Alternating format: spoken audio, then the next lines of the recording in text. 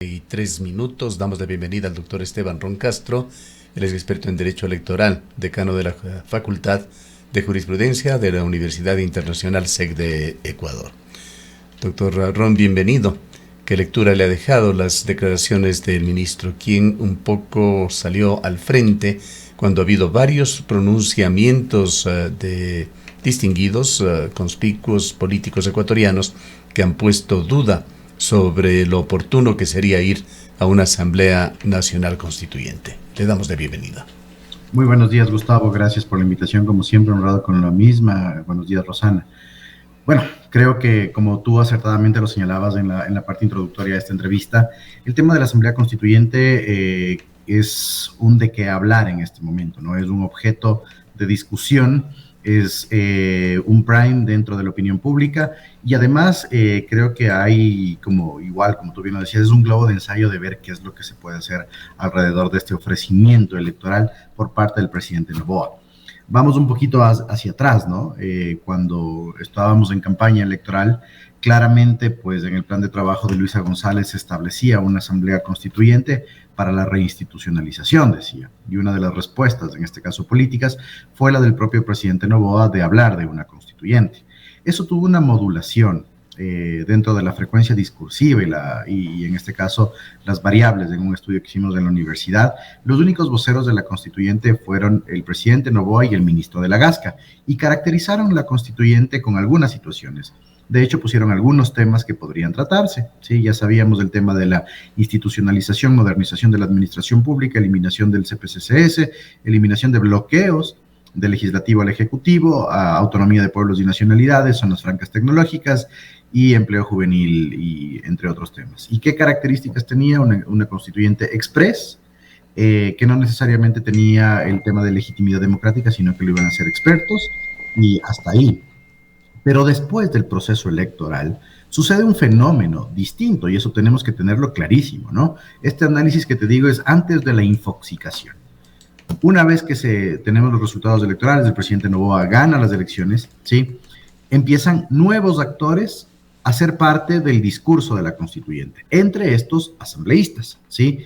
De ADN, quienes empiezan a infoxicar el ambiente porque se nota que no tienen unas líneas claras y empiezan a hablar de otros temas, absolutamente otros temas, y obviamente tiene una respuesta paralela de la comunidad jurídica ecuatoriana. Comunidad jurídica ecuatoriana que empieza a criticar el posible proceso constituyente sobre la base de dos cosas. La primera, no hay ejes temáticos y no hay una propuesta programática de hacia dónde va la Constitución.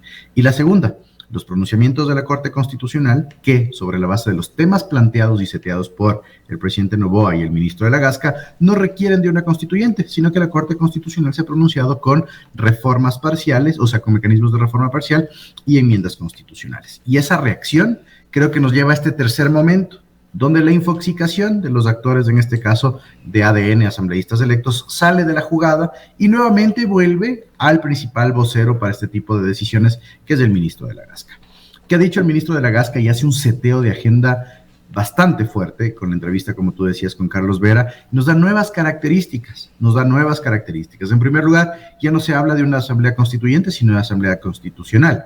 Ya no se habla de un proceso constituyente, es decir, que siga todos los pasos, las 3 elecciones que se tienen que ejecutar para lograr el proceso constituyente, ¿sí? Sino se habla de un proceso reducido. Y finalmente, ya no se habla del tema de la legitimidad democrática, es decir, de los asambleístas constituyentes que podrían participar en este proceso electoral, sino se habla de, nuevamente, este Consejo de Notables, o inclusive se pasa más allá y se habla de delegados designados por las funciones del Estado, porque no se trata de una asamblea constituyente.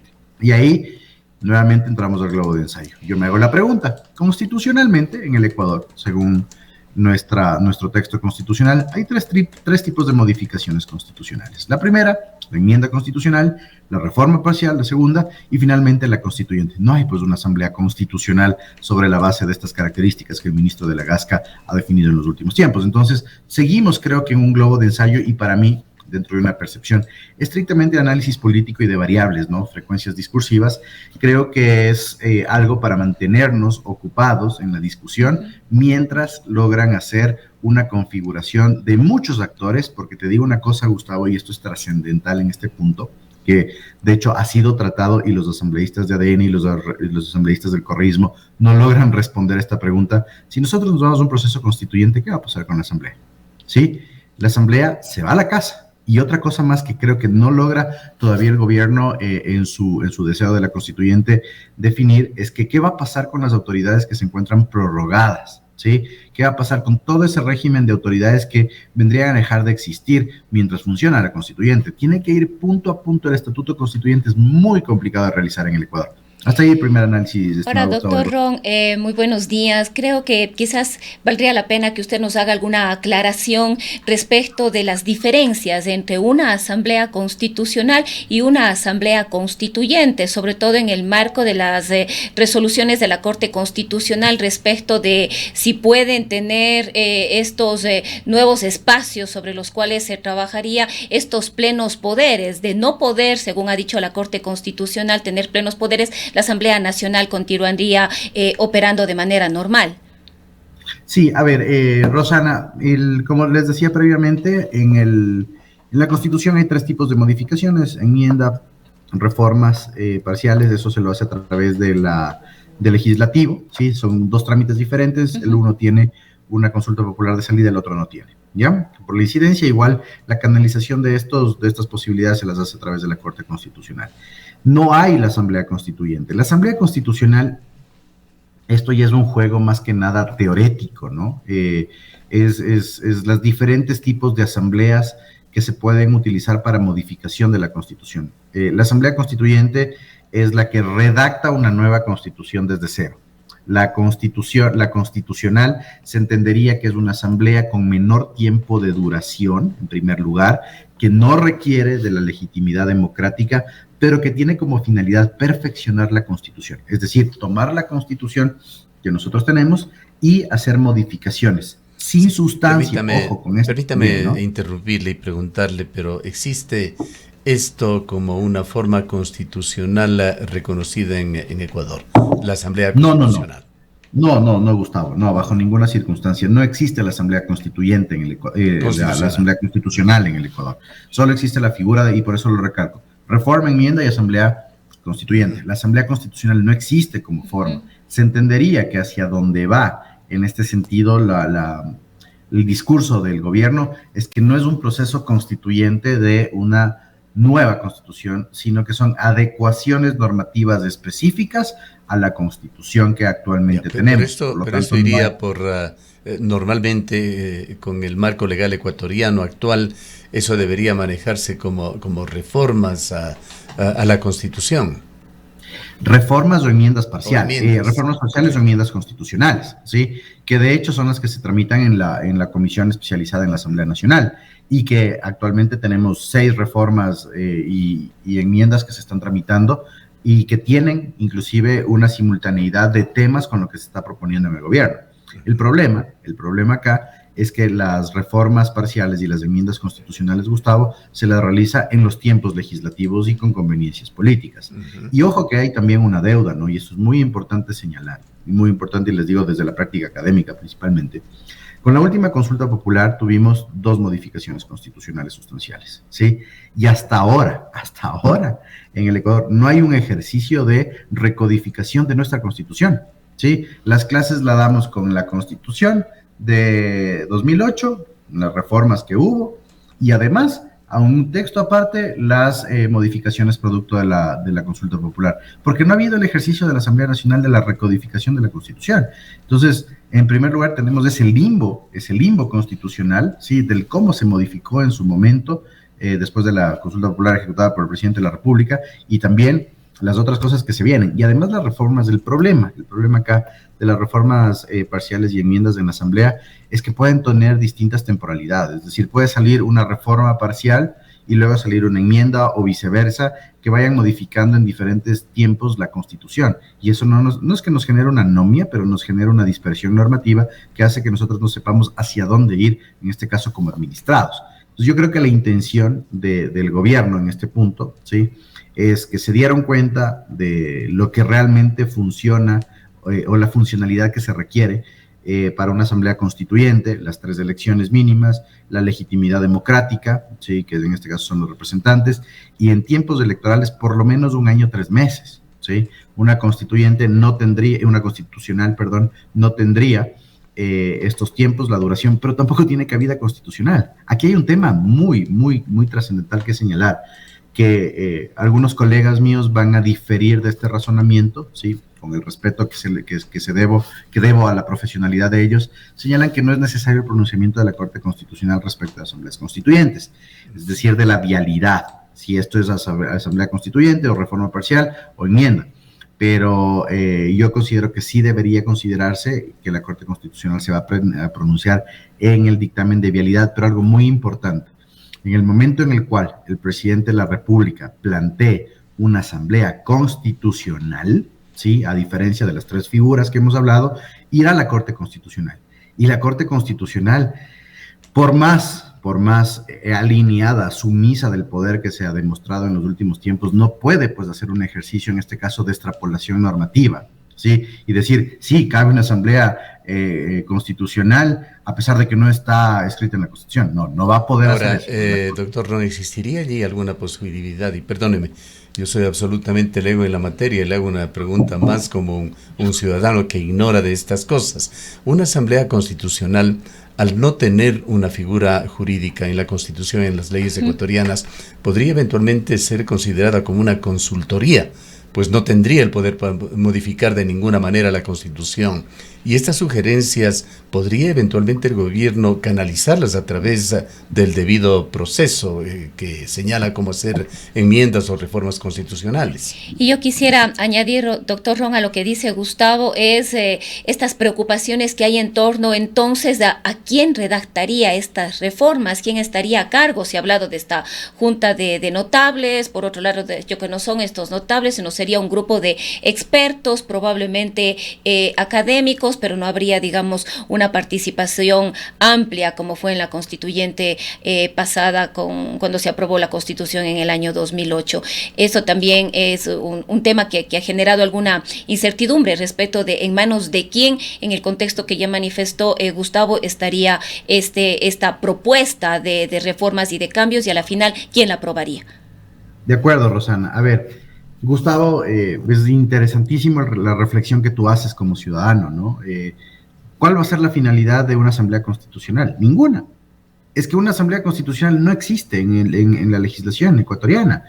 Existen, como te digo, teóricamente, dogmáticamente, este tipo de asambleas que vienen a ser constituyentes reducidas, ¿sí?, o de perfeccionamiento constitucional, así es como se las define, ¿sí?, o de redacción y recodificación de la asamblea, nada más que eso, ¿sí? Pero no hay cabida, o sea, ni siquiera existe. Ahora, que tenga la cualificación de una especie de consultoría o de los resultados de estudios de expertos en materia constitucional para el mejoramiento del Estado, tranquilamente lo puedes hacer a través de otras instancias, ¿no? Crea un comité, haz un plan, un gabinete interseccional para que tenga un planteamiento de las reformas y que luego se canalice vía Asamblea Nacional. Pero acá le quieren dar una legitimidad sobre la base del estilo del gobierno del presidente Noboa y del estilo de gobierno que ejecuta el ministro de la Gasca, es decir, tener el control de absolutamente todo, ¿sí? Porque en las asambleas constituyentes no se va a tener el control de todo, por 2 temas. Número 1, la legitimidad democrática, es decir, que es mandatorio que debe haber una elección para seleccionar a los constituyentes, y es una variable es un imponderable de selección de los ciudadanos en este caso, sí, nosotros votaremos por quien creamos convenientes. Y en segundo, ¿qué va a pasar en la constituyente si tienen una oposición? Entonces yo creo que están a lo muy empresarial, sí, eliminando riesgos o factores de riesgo político para tratar de diseñar un modelo distinto que, en primer lugar, va a sonar novedoso, ¿sí? Va a sonar novedoso, van a tener el control como gobierno, y la otra es que estaría de acuerdo a las necesidades del cambio constitucional express. Pero no nos olvidemos, nuevamente, que hay un régimen constitucional, hay un sistema jurídico, un conjunto de normas estructuradas, secuenciadas, que se tienen que cumplir, y en el momento en el cual tú rompas con esa secuencia del sistema jurídico, todo lo demás es contraproducente. Lo mismo sucedió con el tema de la licencia sin remuneración, ¿sí? O con el tema de los teléfonos celulares, que finalmente fueron exitosos para Noboa como para el Consejo Nacional Electoral, ¿sí? Pero fueron temas que se metieron dentro de la secuencia del sistema jurídico y que inclusive tenían algo de ilegalidad, ¿sí? Un vicio de ilegalidad en ese sentido, y rompen el esquema. Entonces, pero acá estamos hablando de un cambio de la Carta Magna, ¿sí? En este caso, del instrumento fundamental de funcionamiento del Estado, de la administración pública y de nuestros derechos y garantías.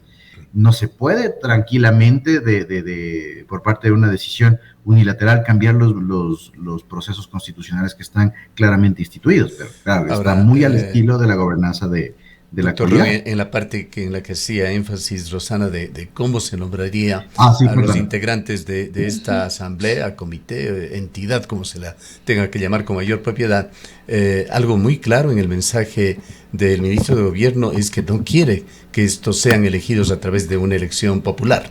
Y quizás lo que vendría luego también, doctor Ron, en caso de que este documento o esta propuesta de nueva constitución esté lista, ¿quién la aprobaría? ¿Sería una consulta popular? ¿Regresaría a la Asamblea Nacional a que la apruebe? También es importante conocer sus criterios al respecto. Ya, muy bien. A ver, el normal proceso de una asamblea constituyente tiene 3 procesos electorales, ¿sí? Y 2 procesos constitucionales intermedios. Partamos desde esa premisa, ¿no? Número 1, el decreto ejecutivo del presidente de la República, en el cual se remite a la Corte Constitucional en la decisión de llamar a una asamblea constituyente, ¿sí?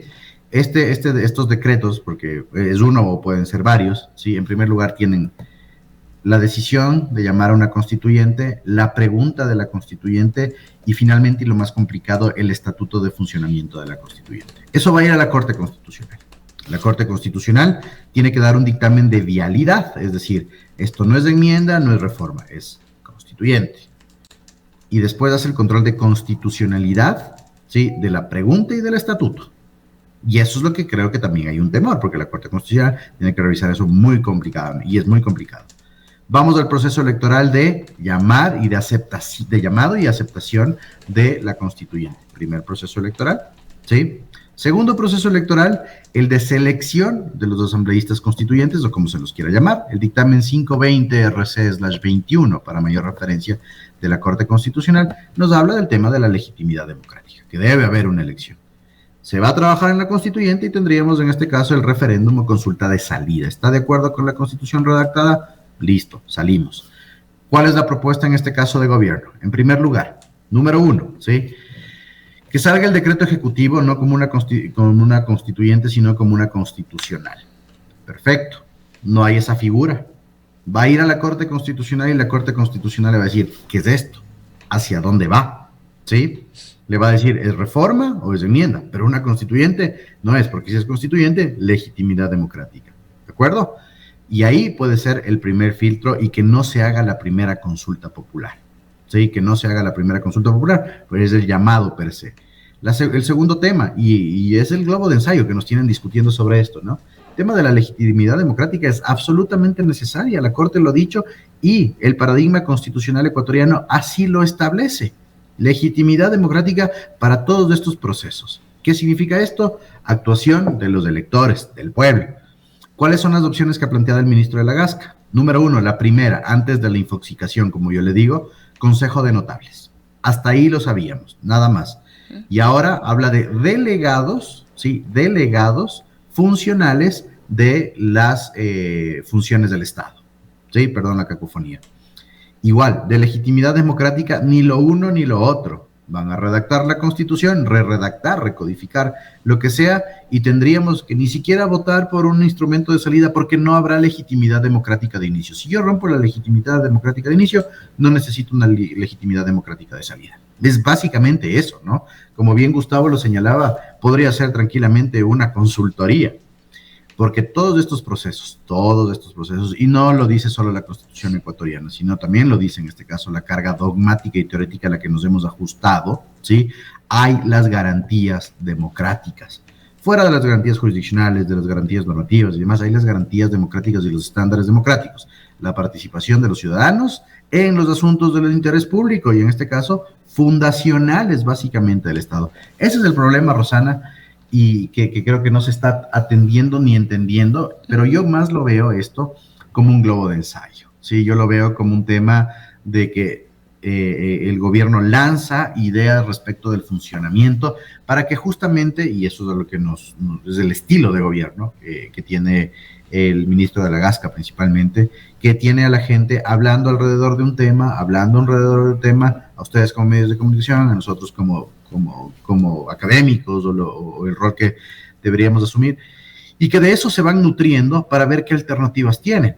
Sí, de eso mismo se van nutriendo para ver qué alternativas tienen. Aquí yo creo que lo sano, como te digo, es no engañar al pueblo. Si el ofrecimiento de la constituyente es constituyente, hay que ir a la constituyente, ¿sí? Pero creo que hay temores intermedios principalmente de carácter político. Ahora, la otra pregunta, ¿sí?, es ir a la constituyente ¿para qué? Usted ha puesto una línea divisoria allí antes y después de la infoxicación. En forma posterior al triunfo ya de segunda vuelta, el gobierno no ha dicho prácticamente nada sobre el fondo de esta constituyente o cómo se termine finalmente. Lo único que señaló en su última entrevista el ministro fue el de calificar a la Constitución de Montecristi como una constitución hecha a la medida de un gobierno y una camisa de fuerza para todo lo demás. Y lo único que quizá podría ser tomado como considerandos o motivaciones de lo que ha dicho en esta segunda etapa el gobierno es que hubo una metida de mano a la justicia, el hiperpresidencialismo y el control del Ejecutivo a través de las distintas funciones. Asumimos que estos serían los temas hacia donde se canalizaría ya la parte del fondo de esta nueva Constitución.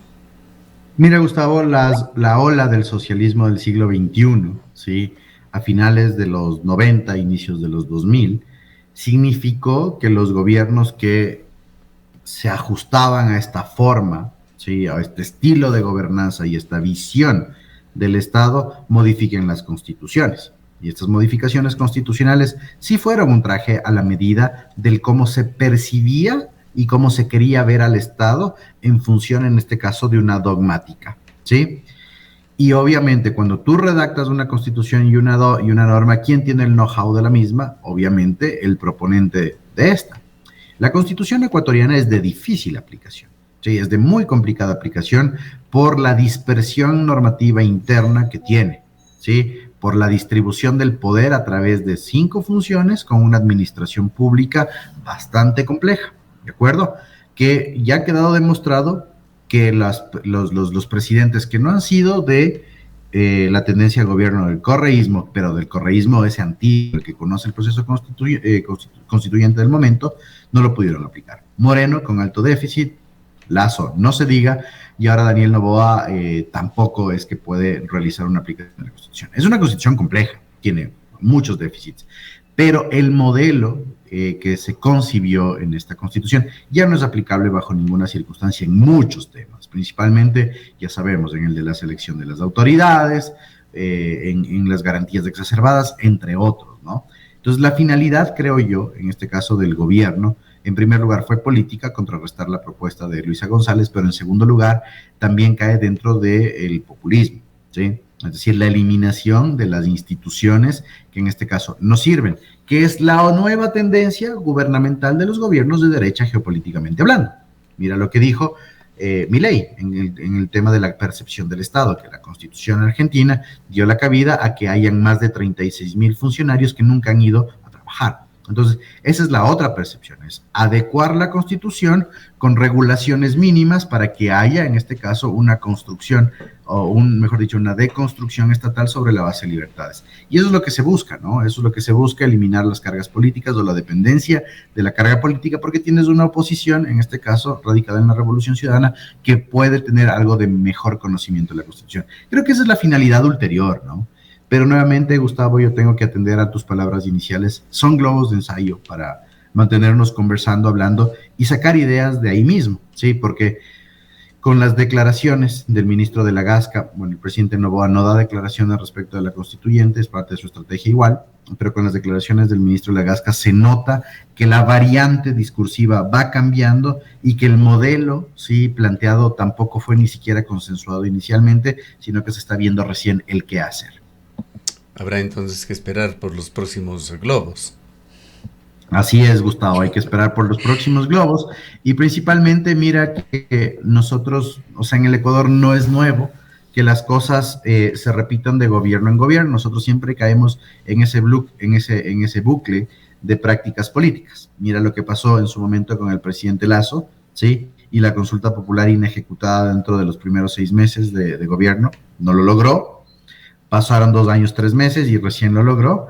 ¿Y qué es lo que pasó? Recuerda que Guillermo Lasso también tuvo unas propuestas bastante salidas del ordenamiento jurídico, como la eliminación directa del CPCCS, la eliminación de CENESID y del esquema de educación pública, el examen del bachillerato, etcétera, que tenían candados constitucionales. Y cuando hizo la propuesta, la Corte Constitucional dijo, no se puede, o previamente ya me he pronunciado y no se puede, ¿sí? Entonces, ese golpetón hacia la realidad jurídica ecuatoriana, que muchas veces en el Ecuador, y lamentablemente lo hemos naturalizado, lo político trata de superar lo jurídico, pero lo jurídico viene a ser ese baño de realidad y ese frenazo en seco que se les hace a los políticos porque son propuestas de carácter populista. Entonces, mientras eso pasaba con Guillermo Lasso hasta tener ese frenazo de la Corte Constitucional, estamos en la misma circunstancia, ¿no? Estamos conversando, hablando hasta ver cómo se configura. Yo te digo aquí lo más complicado, ¿sí? Y no quiero ser pitonizo bajo ninguna circunstancia, lo más complicado creo yo y que lo que no se sabe el qué hacer es, en primer lugar, modular la oposición en el caso de la legitimidad democrática para la constituyente y la segunda, el régimen de transición en el que entraríamos si es que esta se llama Asamblea Nacional a la casa, en primer lugar, porque no se dieron cuenta de eso y debe haber una deuda política gigantesca de lado y lado, ADN y Revolución Ciudadana. Hay una oposición y se nota, Gustavo, una fuerte oposición a la constituyente de los propios asambleístas que han sido electos porque tal vez sea su última y única oportunidad que llega, para que llegaron a la Asamblea Nacional, ¿sí? Y la otra es que tienen que ir autoridad por autoridad, uno por uno, viendo qué es lo que va a pasar mientras la constituyente, ¿sí? ¿Qué va a pasar con el CPCCS? ¿Qué va a pasar con la fiscal? Uno por uno. Y en el desbarajuste institucional que tenemos de autoridades prorrogadas y recontraprorrogadas es lo más complicado. Creo que eso es lo que todavía el gobierno no ha entendido y no sabe cómo salir de ese bucle. Dejando por un momento la constituyente y ya para finalizar, doctor Ron, quisiera preguntarle también su criterio sobre esto que parece que se va fraguando en la Asamblea, de que la mamá del presidente de la República presida la segunda, muchos dicen que es la primera función del Estado, la Asamblea Nacional. Escuchamos en algún medio internacional muy importante como The Economist que hablaba de un nepotismo que estaría dándose, sin las connotaciones del nombramiento a dedo, pero así lo calificaban.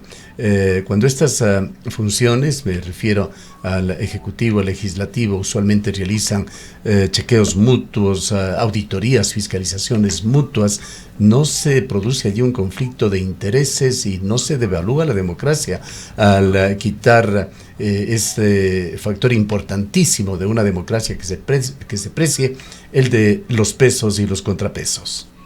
Justamente, Gustavo, a ver, en primer lugar, la asambleísta electa, Anabel Asín, tiene que presidir la sesión inaugural por ser la asambleísta más votada. Eso es lo que es la Constitución de la República y la Ley Orgánica de la Función Legislativa, ¿no? Eso es un manifiesto clarísimo.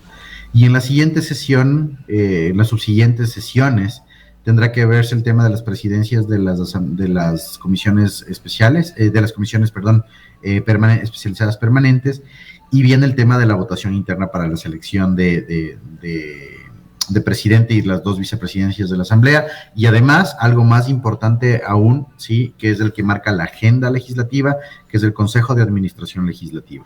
Ya se ha escuchado rumores de que el correísmo podría ser 2 bloques y ADN haría exactamente lo mismo para tener, en este caso, 2 representantes y una dirimencia del Partido Social Cristiano a nombre de Alfredo Serrano. No sabemos todavía qué es lo que pueda suceder. Sin embargo, en este caso, nepotismo per se no existiría porque es un cargo de elección popular, ¿sí? No es una designación.